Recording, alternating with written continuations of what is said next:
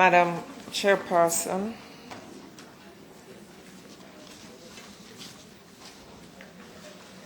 the Chair of the African Union, my sister Honorable Zuma, heads of government,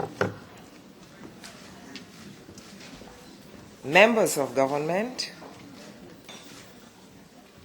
ladies and gentlemen, organizers of this wonderful conference. It is a distinct honor for me to have been invited to address you at this important forum. The work of the European Union has demonstrated leadership in the advocacy for gender equality.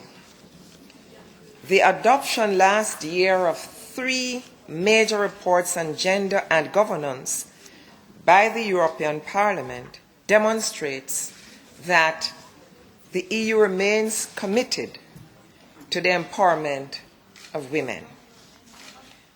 Whether by coincidence or by design, your event follows on Monday's International Day for the Elimination of Violence Against Women.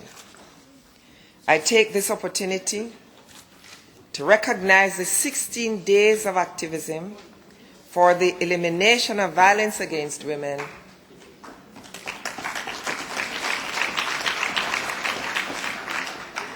and share my delight that this global forum falls most appropriately in the middle of their commemoration. United Nations High Commissioner for Human Rights, Madame Nave Pillay, reminded us recently that violence against women remains one of the greatest scourges of our time, lurking around virtually every street corner. Abuse, poverty, domination, and lack of opportunity often causes many of our sisters worldwide to believe that they cannot raise their heads, voices, or aspirations to political expectations. As we deliberate, we must examine the issue of female leadership style that addresses policies that are geared towards increasing awareness about combating and ultimately eliminating all gender-based violence. Ladies and gentlemen, today we as women leaders converge to reassess our understanding of leadership and to consider how female leadership can reshape our contemporary societies with their attendant development challenges. In this forum, there will be some deliberation on the lamentably low levels of participation of women in representational politics globally. You will also no doubt explore the differences that can and have been made by female leadership. Great strides have been made towards increasing the numbers of female leaders globally and validating female leadership as authentic. Across the world, over time, women like Golda Meir, Indira Gandhi, Benazir Bhutto, Margaret Thatcher, legendary female leaders of Sri Lanka, Philippines, and Portugal, paved the way for female world leaders. In the Caribbean, as young aspiring leaders, we also held in high regard the first woman prime minister of a CARICOM nation, the late Dame Eugenia Charles of Dominica. I use this platform to honor the women who blazed trails, often at great personal cost, to create a world in which female political leadership would not continue to be an exception, but a valid expectation.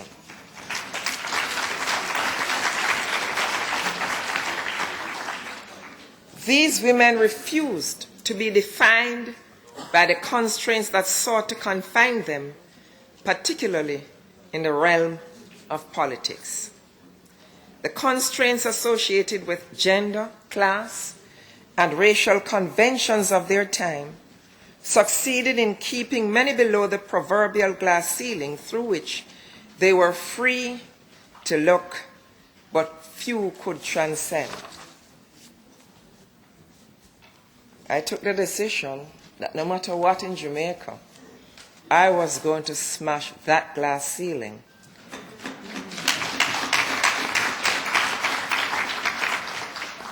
I felt that the time was right, that a woman should rise to the challenge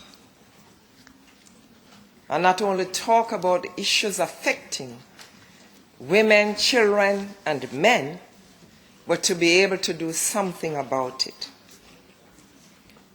Ladies and gentlemen, 30 years on, our small CARICOM group has benefited from the efforts of at least 13 women serving either as heads of government or heads of state.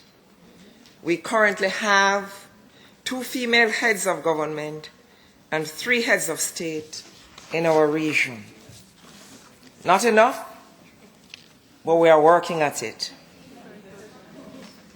In Jamaica, significant strides have since been made in improving the status and involvement of women in all spheres, including economic and political empowerment. Through successive policies over decades, many injustices and inequities faced by women have also been addressed.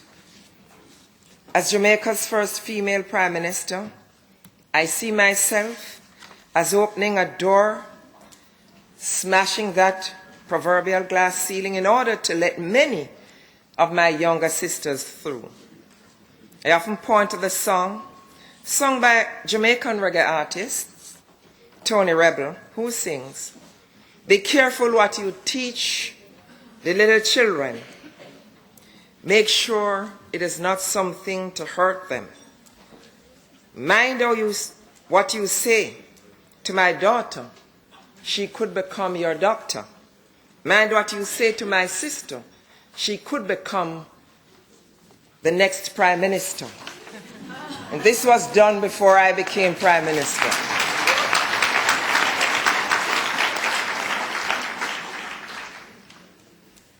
Jamaica can proudly showcase women in key leadership positions, such as the Chief Justice of Jamaica, appointed when I became Prime Minister the first time.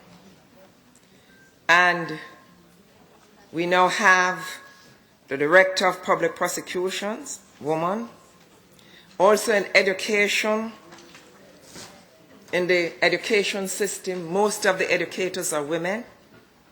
And in health, the health sectors, primarily, as well as several successful businesswomen and professionals. Colleagues, each of us came to our position of leadership through different journeys. Some have come consequent to a radical feminist standpoint. Some became involved through participation in grassroots movements. Others may have simply felt, like Eugenia Charles did, that women had the right to do what they wanted to do. Despite this, there are still 6 parliamentary chambers in the world today having absolutely no women members. Globally, there's an insufficiency of women political leaders. A more careful examination of the statistics certainly elicits cause for concern. As of January 31, 2013, globally the average share of women in parliament stood at only 20.4%. This was an increase from 19.6% in January 2012 due to, in many instances, the introduction of systems of quota. And those quotas are serving. in some countries. Colleagues, 20.4% is still a far cry from the 40% ideal advocated by the Millennium Development Goals. Calls for women's roles and rights to be considered as decision makers in the formal economy and development. Consequently, we must establish a template which overcomes the subtle and diverse structural barriers to create governance and development agendas that are sustainable, lead to a visible change in gender equality, have an impact on the political context, represents an innovative approach, and can be replicated. Former President of Chile, Bachelet, who also headed UN Women, asserts that when one woman is a leader, it changes her. When more women are leaders, it changes policies and politics.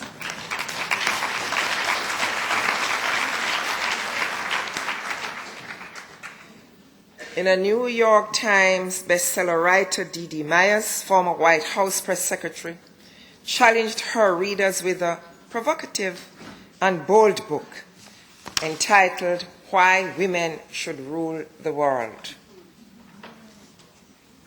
Ms. Myers argues that when the contribution of women to politics is taken into account, it becomes clear that they bring a different perspective to their jobs. They also pay attention to a broader set of issues. She acknowledged that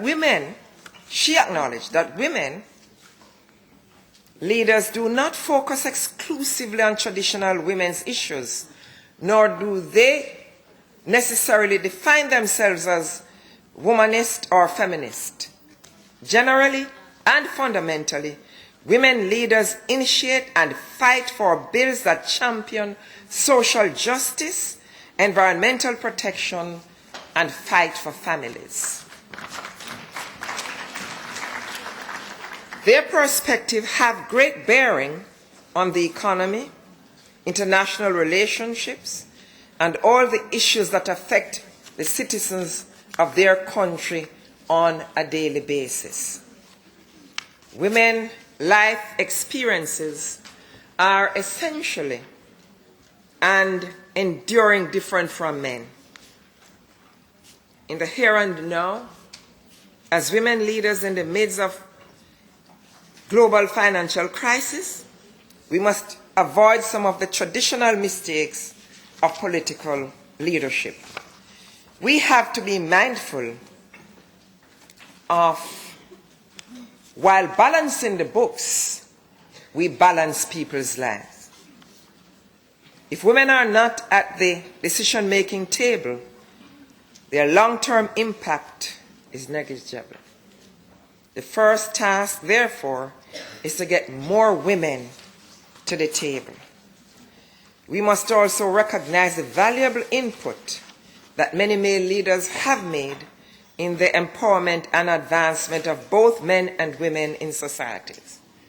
I'll never forget when I was called by former Prime Minister Michael Manley, now deceased, as a young parliamentarian, and appointed me Minister of Labour, Social Security, Women's Affairs, and Sport. The critics said she could manage. She did not have the experience. And I demonstrated to the country that I took the Ministry of Labour at a time when every day there were strikes, here and there. And when I left the Ministry of Labour, no more strikes. Created a stable industrial relations environment in Jamaica that is lasting up to now.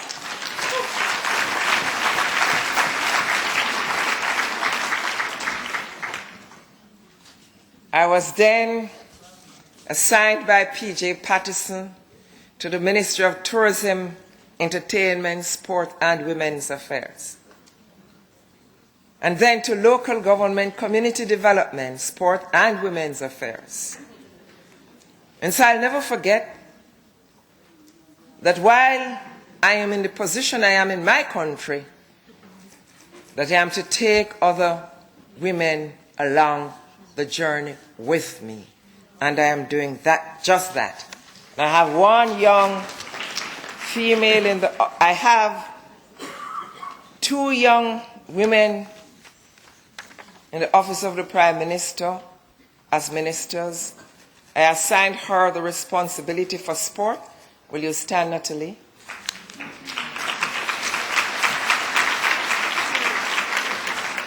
And the other to information and women's affairs. Because of Press Week, she could not join us. She could not be here, and we asked Natalie to be here instead. And so as female leaders, we have a responsibility not only to talk about the issues affecting women, but to influence the change that we would like to see. Let us seek to forge a new path in the arena of leadership that is inclusive of our gendered reality. Perhaps the time has come for women leaders, especially those of us who lead developing and post-colonial societies, to make concerted efforts to recapture the essence of the lives of our courageous foremothers. We must never forget their struggles and their work. And today, we are standing on their shoulders. We must be woman and courageous. Woman, and we need not apologize that we are women.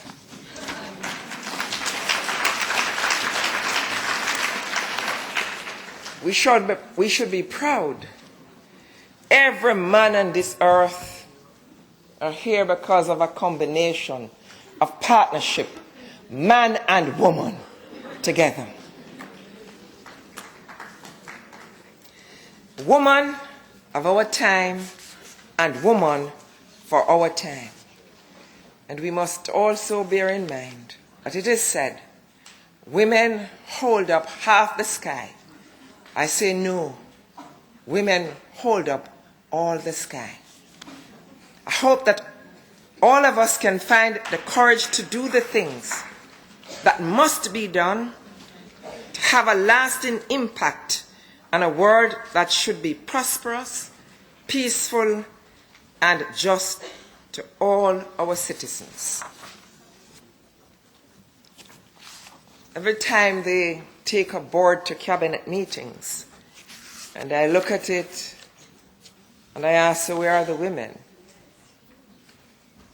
Take it back to me when I can see some women represented on the board. And so I stand before you, a girl from a deep rural community in Woodhall, St. Catherine in Jamaica, who walked through the fire to become Prime Minister of Jamaica. Because when a woman stands for leadership, she's always treated differently from the men and faced much more criticism. But you know what? I never looked back. I always look up and look forward and try to move forward.